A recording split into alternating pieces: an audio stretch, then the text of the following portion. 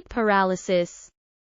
Last time I mentioned that ever since I went on a night tour, I have frequently encountered sleep paralysis. Later on, the situation worsened. I could clearly feel someone behind me. Even when I was taking a shower, I distinctly knew it was a man. Although I could not see him, I felt very clearly that he was always there. This situation became increasingly severe. One time, when I went to the house of my grandmother in Junan, I experienced it again, while I was sleeping at night.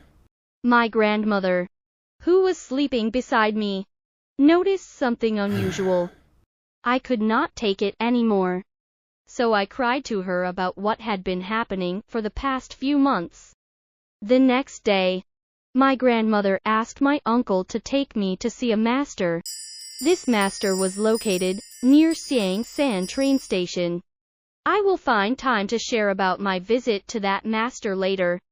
The main purpose of this video is to share with everyone what sleep paralysis feels like.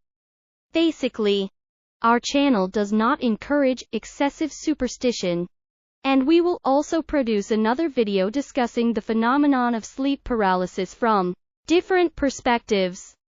In the society of today, with various strange messages circulating everywhere, we sincerely hope that every friend watching our channel can look at each issue from a comprehensive viewpoint. Okay, let's get back to the main point of this video. What exactly does sleep paralysis feel like? It is an uncomfortable sensation. In fact, to describe it as uncomfortable could be considered mild. It should be described as very, very distressing. Though, I really do not want to bring it up. To help everyone understand that discomfort, I will briefly describe the state of sleep paralysis. It occurs in a half-asleep, half-awake state where your mind is awake, but your body cannot move at all. It feels like a heavy weight is pressing down on your chest, making it hard to breathe. Sometimes it feels like your neck is being choked, preventing you from breathing. Your mouth feels as though it is covered, and you cannot open it to speak. Many times, even if there are friends or family nearby, they cannot help you.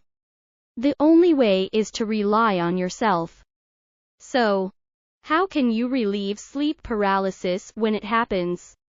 Some say to recite sutras or mantras, while others say to curse. Based on my own experience, it really depends on the situation. When you encounter such a state, often you cannot actually speak. Thus, whether you are reciting sutras or cursing, it can only be done in your mind. Personally, I believe that ghosts are like a type of biological entity. Just like people, they have different appearances and personalities, and their likes and dislikes also vary.